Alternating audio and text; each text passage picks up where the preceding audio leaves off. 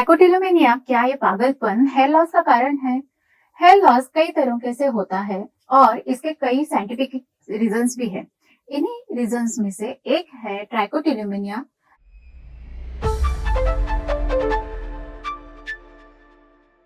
नमस्ते दोस्तों, मैं हूं doctor Monali Shah, chief dermatologist at clear skin and hair remedy clinics Pune से। और आज हम एक इंटरेस्टिंग और इम्पोर्टेंट टॉपिक पर बात करने वाले हैं, वो है ट्राइकोटिलोमेनिया। ये एक कंपल्सिव डिसऑर्डर है जो हेयर पुलिंग और हेयर लॉस का कारण बन सकता है। अगर आप या आपके किसी जानने वाले को भी ये प्रॉब्लम है तो वीडियो एंड तक जरूर देखिए।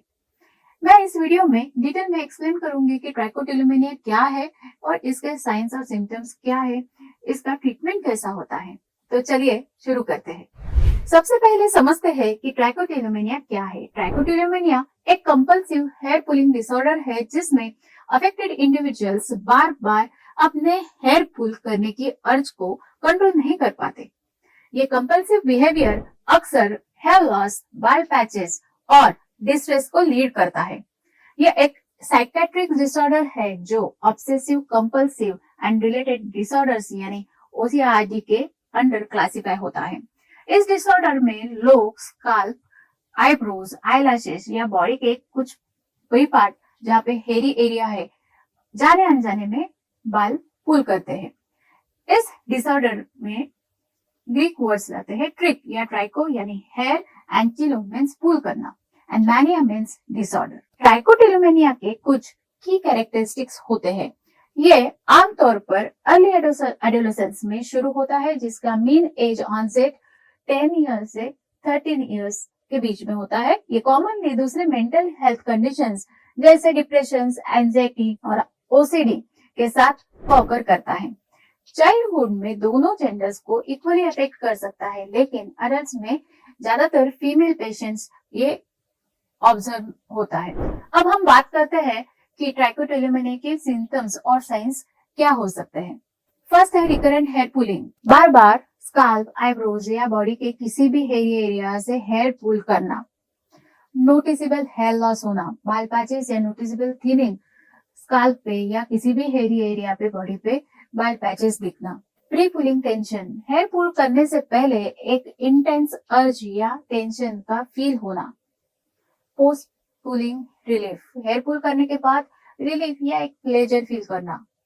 रिचुअलिस्टिक बिहेवियर, हेयर पुलिंग के साथ एसोसिएटेड स्पेसिफिक बिहेवियर्स जैसे कि एक पर्टिकुलर टाइप के हेयर को पुल करना, थिक हेयर या कर्ल्ड हेयर को पुल करने के बाद कई बार ये बाल खाए भी जाते हैं, ईटिंग भी की भी हैबिट लग जाती है, उसको ट्राइकोफेजिया कहलाता है। और फिर उसका एक स्टमक में बाल का एक बॉल बन के और एक ऐसे गार्ड बन के बैठता है और उसकी वजह से कॉन्स्टिपेशन भी हो सकता है या वॉमिटिंग या डिस्कम्फर्ट, डाइजेशन के प्रॉब्लम्स होते हैं। नेक्स्ट है अवॉइडेंस बिहेवियर, अफेक्टेड एरियाज को हाइड करने के लिए हैट्स, स्कार्व्स या मेकअप का यूज करना। Emotional impact, low self esteem, embarrassment, anxiety या डिप्रेशन से पीड़ित होना। ये सिम्टम्स माइल्ड से सीवियर रेंज तक वेरी कर सकता है depending upon the individuals case and severity. Trichotillomania के एग्जैक्ट कॉजेस अब तक पूरी तरह से समझ नहीं गए हैं, लेकिन रिसर्च के कुछ पोटेंशियल फैक्टर्स आइडेंटिफाई किए गए हैं जैसे कि जेनेटिक्स। कुछ रिसर्च स्टडीज ने जस्ट सजेस्ट किया है कि ट्राइकोटिलोमेनिया जेनेटिक बेसिस रख सकता है जिसमें फैमिलियर प्रीडिस्पोजिशन हो सकता है। न्यूरोबायोलॉजी, ये बिलीव किया जाता है कि ब्रेन के सेरोटोनिन और डोपामिन पाथवेज में इम्बैलेंस से ट्राइकोटिलोमेनिया हो सकता है। Psychological factors, stress, anxiety, depression और ओसीडी जैसी कंडीशंस ट्राइकोटिलोमेनिया को ट्रिगर या एक्सरबेट कर सकती हैं। एनवायरमेंटल फैक्टर्स, ट्रॉमा, अब्यूज या स्ट्रेसफुल इवेंट्स भी इस कंपल्सिव बिहेवियर को इनिशिएट करने में रोल प्ले करते हैं। इन सब फैक्टर्स के कॉम्बिनेशन से ट्राइकोटिलोमेनिया डेवलप हो सकता है। ट्राइकोटिलोमेनिया से associated hair loss patterns, trichotillomania से होने वाले हेयर लॉस पैटर्न्स स्पेसिफिक होते हैं जो आइडेंटिफाई करने में हेल्प करते हैं कि इंडिविजुअल किस डिसऑर्डर से सफर हो गया है।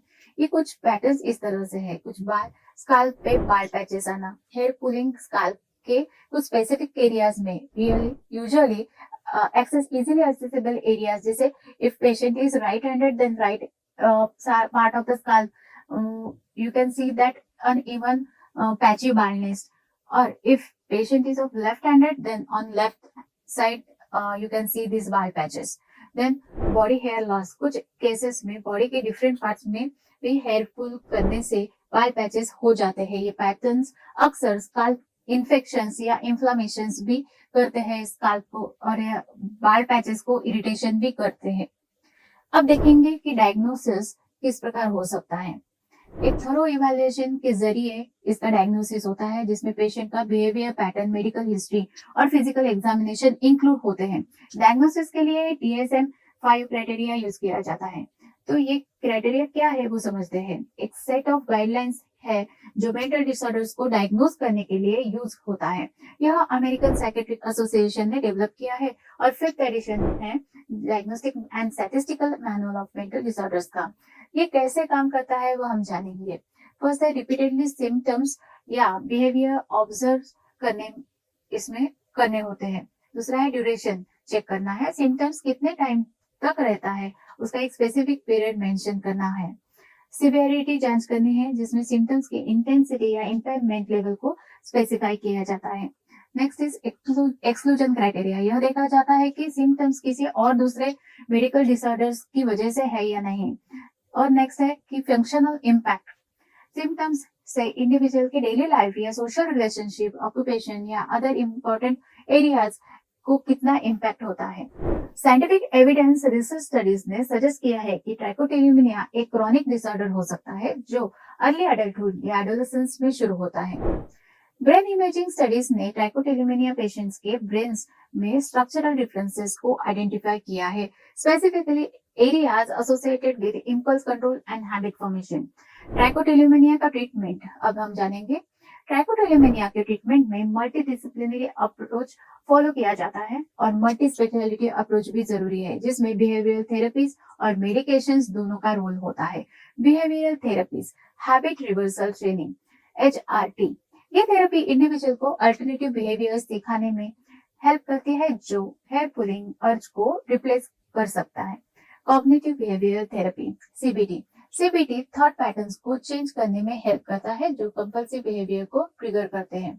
Acceptance and commitment therapy ACT mindfulness और एक्सेप्टेंस प्रैक्टिसेस को थ्रू हेयर पुलिंग अर्जेस को मैनेज करना सिखाती है.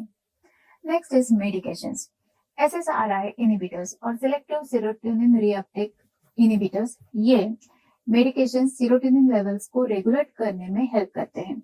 एंड एसिटाइलसिस्टीन, ये अमीनो एसिड एंटीऑक्सीडेंट प्रॉपर्टीज के साथ कंपल्सिव बिहेवियर को रिड्यूस करने में हेल्पफुल हो सकते हैं. क्लोमिप्रेमिन एक ट्राइसाइक्लिक एंटीडिप्रेसेंट मेडिसिन है ये, जो OCD सिम्टम्स को इफेक्टिव रहती है. Support groups. ट्राइकोटिल्यूमिनिया सफरर्स के लिए सपोर्ट ग्रुप्स भी बेनिफिशियल होते हैं, जिसमें वो अपने एक्सपीरियंस शेयर कर सकते हैं और कोपिंग स्ट्रेटेजीज सीख सकते हैं. Expert recommendations. अगर आप या आपके कोई लव्ड वन ट्राइकोटिल्यूमिनिया से सफर कर रहा है तो ये रिकमेंडेशन जरूर फॉलो करें. फर्स्ट है सीक प्रोफेशनल हेल्प. ट्राइकोटिल्यूमिनिया एक मल्टीडिसिप्लिनरी और मल्टी स्पेशलिटी डिसीज है, तो इनको डर्मेटोलॉजिस्ट, साइकेट्रिस्ट, क्लिनिकल साइकोलॉजिस्ट, इनकी हेल्प जरूरी है.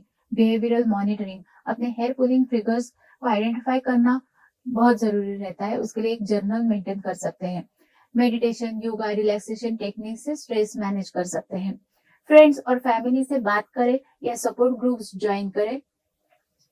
अपने आप को ब्लेम न करें, ये एक मैनेजेबल डिसऑर्डर है जिसका प्रॉपर ट्रीटमेंट पॉसिबल है. याद रखें, ट्राइकोटिल्यूमिनिया एक मैनेजेबल कंडीशन है और आपके लिए हेल्प अवेलेबल है. सो फ्रेंड्स, ट्राइकोटिल्यूमिनिया एक चैलेंजिंग डिसऑर्डर है, लेकिन प्रॉपर ट्रीटमेंट से मैनेज किया जा सकता है. अगर आप या आपका कोई फ्रेंड या फैमिली मेंबर इस कंडीशन से सफर कर रहे हैं तो प्रोफेशनल हेल्प लेने से हेजिटेट ना करें. मैं एनकरेज करूंगी कि आप इस वीडियो को ज्यादा से ज्यादा शेयर करें ताकि जो लोग ऐसी कंडीशन से सफर हो रहे हैं उन्हें प्रॉपर हेल्प मिले. अगर आप एक एक्सपर्ट डर्मेटोलॉजिस्ट और हेयर लॉस स्पेशलिस्ट से कंसल्ट करना चाहते हैं तो आप डिस्क्रिप्शन सेक्शन में दिए गए कॉन्टेक्ट डिटेल्स के जरिए अपना अपॉइंटमेंट बुक कर सकते हैं. जल्द मिलते हैं फिर से. तब तक अपना ख्याल रखिए और मुझसे जुड़े रहिए ऐसे ही कई इंफॉर्मेटिव और इंटरेस्टिंग वीडियो के साथ. Bye bye.